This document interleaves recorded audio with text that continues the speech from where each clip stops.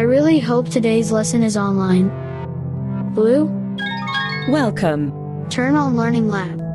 A's online initiating. Connect today's lesson. Get your education, sir. Connecting.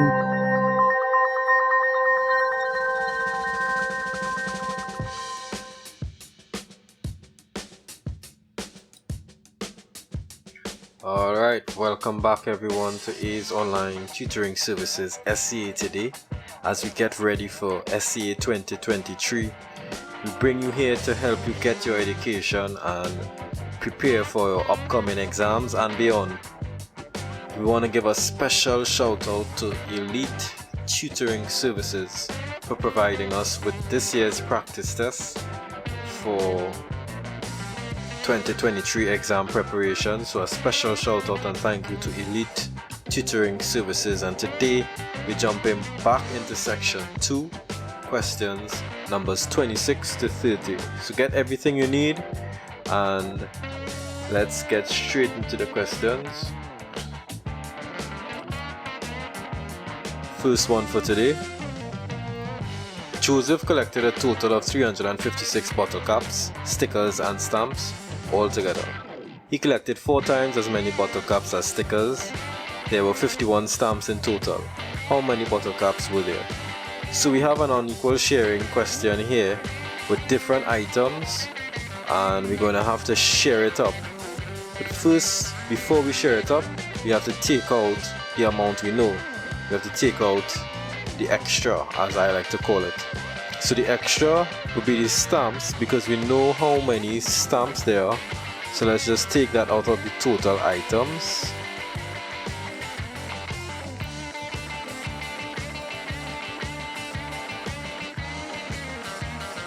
Six take away 1 is 5, 5 take away 5 is 0, 3 take away nothing is 3.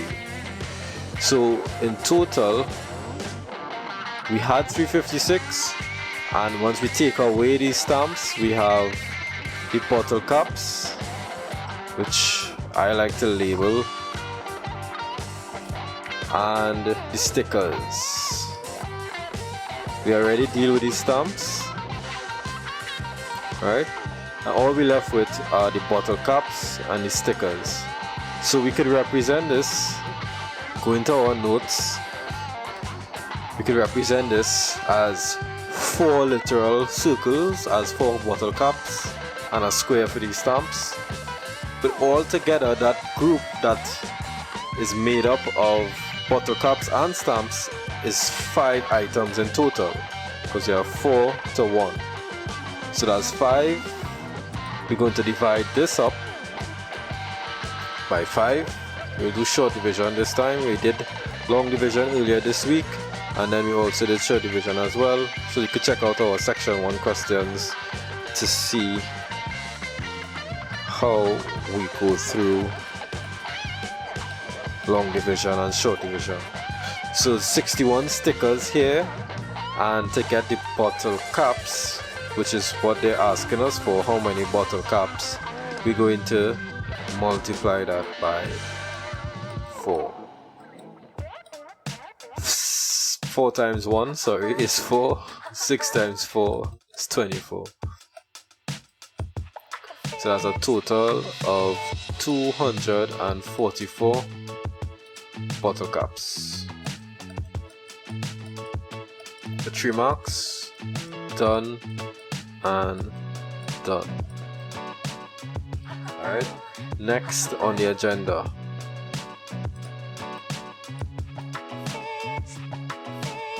Number 27. So for number 27, we have Jennifer left home in Rio Claro at 6:50 a.m. and expected to reach Penal at 10 a.m. After driving home for half an hour, she stopped for fuel for 8 minutes and then resumed her journey to Penal for another 2.8 hours. Did Jennifer reach to Penal on time? Use calculations to support your answer. So first of all, let's check to see how much time would she have taken to get to Penal on time. She was supposed to reach at 10 a.m. and she left home at 6:50 a.m. So we're going to subtract this to see how much time she actually have to get there. And 0 take away 0 can't is nothing. 0 can't take away 5. So we're going to have to borrow 1 hour. This is hours on this side and this is minutes. So we remain with 9 hours over here. And of course 1 hour is really 60 minutes because this side is minutes. So when we add 1 hour, we actually added 60 minutes to nothing. So 0 take away 0 is 0, 6 take away 5 is 1, 9 take away 6 is 3. So she have 3 hours and 10 minutes to get there. Let's add up her time to see how much time she actually took. So we already know she took 8 minutes, which we're gonna keep everything in the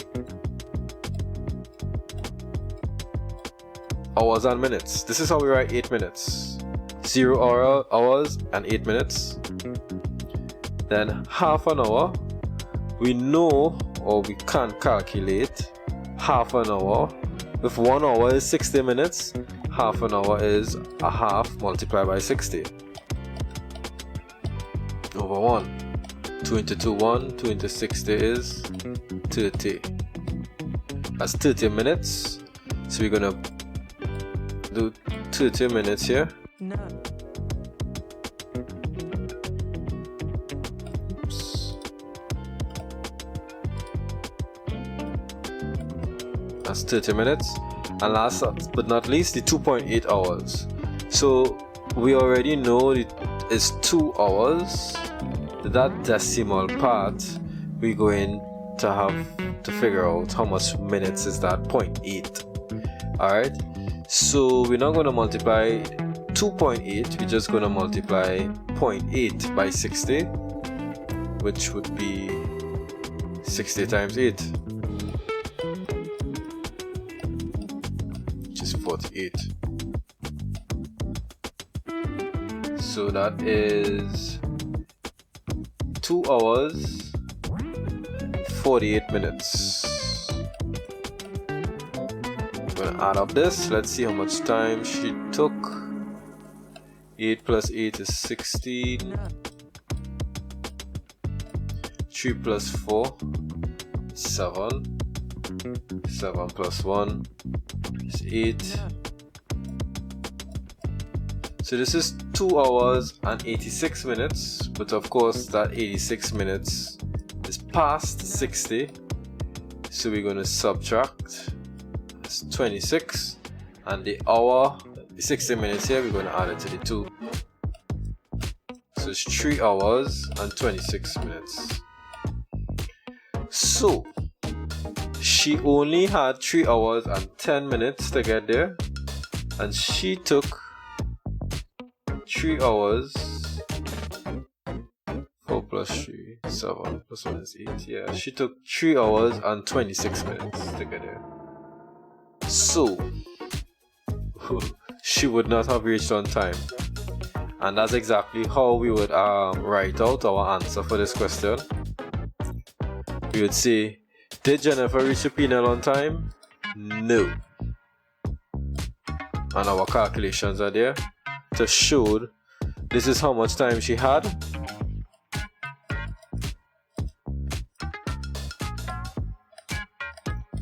And this is how much time she took.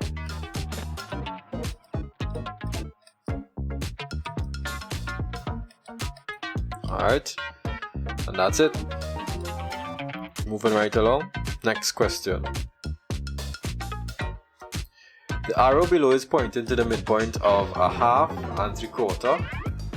What fraction is pointing to? What fraction is the arrow pointing to?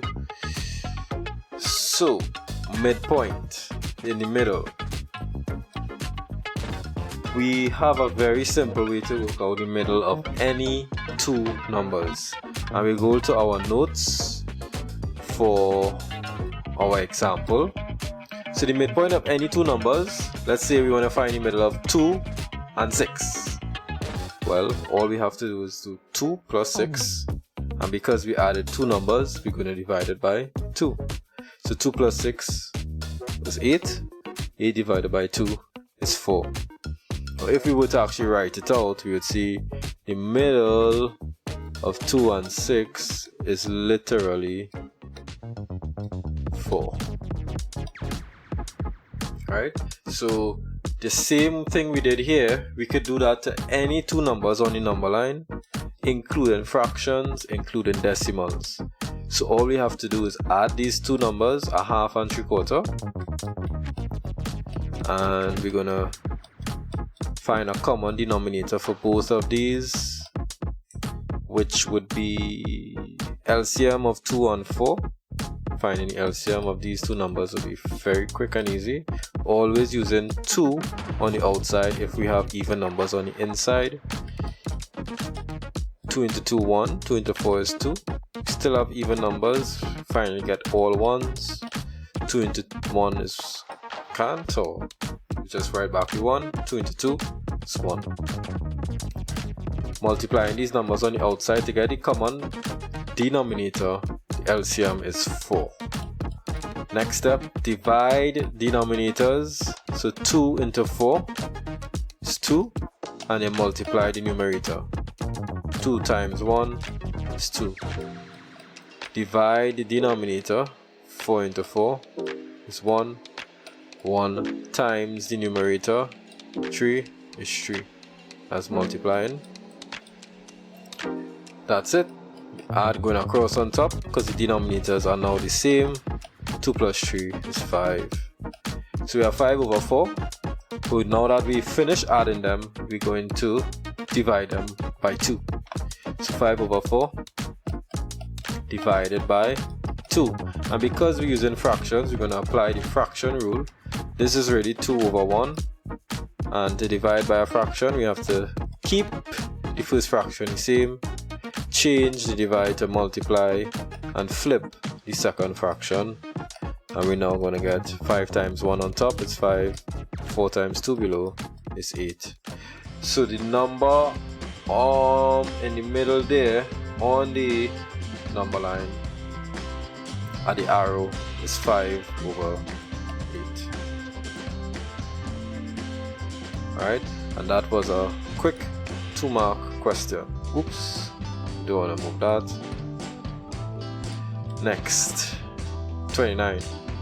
The mass of a box is 0.64 kilograms.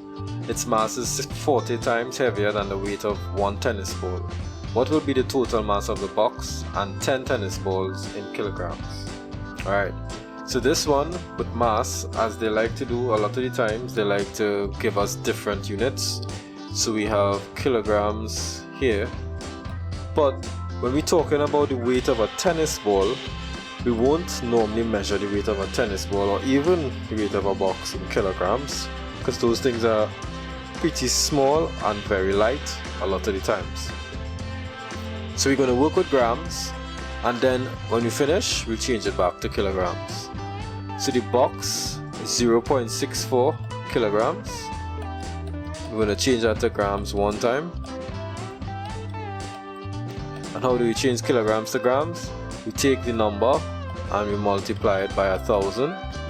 How do we multiply a decimal by 1,000? We move our decimal point 3 places to the right. So we have 0.64. We're going to move our point 1, 2, 3 times. And in this empty spot here, we're going to add in a 0. And that number is now 640 grams. That is the weight of the box. Now they say its mass, meaning the box's mass, is 40 times heavier the weight of one tennis ball. So going to our notes, the box is 40 times the tennis ball. So we're going to do a reverse multiplication to actually figure out the weight of the tennis ball. So for example, 6 is 2 multiplied by 3. And if we just take the 6 and divide it by 2, you get back with 3. So we're going to do the same thing. The tennis ball will be the box, and the weight of the box is actually 640 grams. I'm going to divide it by 40. We're going to use fraction division for this one because it will be shorter. So you could cancel off a 0 here, cancel off a 0 here. 4 into 4, 1. 4 into 6 is 1, remainder 2. 4 into 24 is 6. So one tennis ball is actually 16 grams. They are asking about 10 tennis balls. So we're going to take that and multiply by 10, giving us 160 grams. We're almost there to the end of this question. So 640 grams is the box, 160 grams is the 10 tennis balls. We could add those two together. 4 plus 6 is 10. 6 plus 1 is 7 plus 1 is 8. And that's 800 grams. So the 10 tennis balls and the box is 800 grams, but they want the answer in kilograms. So we're now going to do the opposite of what we did here, because we're changing it 2 kilograms. So now we're going to divide by 1,000. And how do we divide by 1,000? We're doing the same thing as we did with the 0.64. We're going to take the point and move it 3 times, but we're going to move it 3 times in the opposite direction, which will be to the left. So the point in 800 of course comes at the end of the last 0. We're moving it 1, 2, 3 times. Point ends up here, and we'll have to add a 0 to make the decimal a little clearer. So this is 0.800 kilograms, which is just really 0.8. It's fine if you just have 0.8, because the zeros at the end don't really matter. They don't count, they're not significant. Alright, so that is number 29.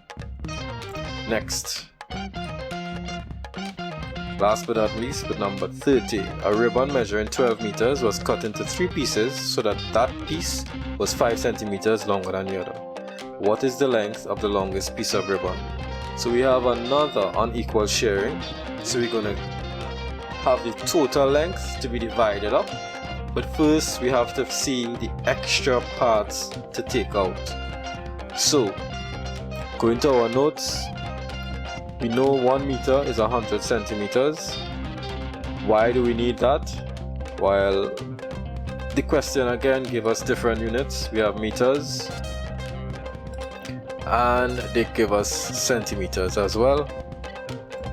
So we're going to work in centimeters to make sure everything is in the same units. And the first piece, we don't know how long it is, so we're just representing it with a box.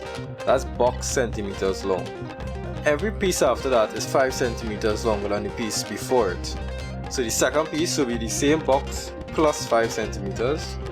And the third piece will be the box plus 5 plus another 5. Because the first 5 would have been for the second piece. And they add on the next 5 because every piece is 5 centimeters longer than the first, the one before it, according to the question.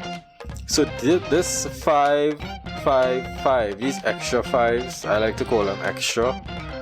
We're going to add them up. Of course, 3 5s are 15. So that 15 centimeters is what we have to take out first of all. And we're working with 12 meters of material. So 12 meters to centimeters. Meters to centimeters, we have to multiply by 100. So that will be 1200. 12 times 100, working backwards here. It's 1200 centimeters. So we're taking out this 15 from it. That's the extra before we divide it up into the other parts. So we have to do some borrowing here. We have 9. So So we have 5, 8, 1. So we have 1185 centimeters to actually divide up into 1, 2, 3. So 1185 divided by 3, short division again. 3 into 1 cannot. 3 into 11 is 3. 3 3s are 9, so that's a remainder of 2. 3 into 28, 9 3s are 27, so that's a remainder of 1. 3 into 15 is 5. So the first piece turns out to be 395 centimeters. They are asking for the length of the longest piece. So the longest piece will be 395 plus 5 plus 5. So 395 plus 10. 395 plus 5 is 400. 400 plus 5 is 405 centimeters. So the longest piece of ribbon here would be 405 centimeters. Alright, and that's it. That brings us to the end of question 30 and the end of today's exercise, section 2, questions 26 to 30. So once again, I want to give a special thank you, special shout out to Elite Tutoring Services for providing us with this year's S.E.A. Today 2023 questions. So be sure to check out Elite Tutoring Services resources, that's a lot to say, at Sharon's Bookstores, Sanwa, Tunapuna and Trin City Mall to get their 2023 exams. So thanks again for joining me for another year 2023. My name is Andre. Continue to come back here every day to help get your education. So I'll see you again when you come back.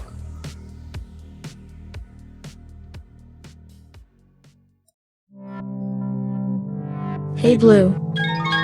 Make sure to like this one and share to my favorites. Already done, sir. Great, thanks. No problem. Remind me to log in tomorrow again. Reminder is set.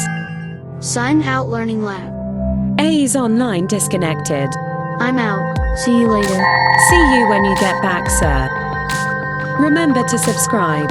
Thanks for watching.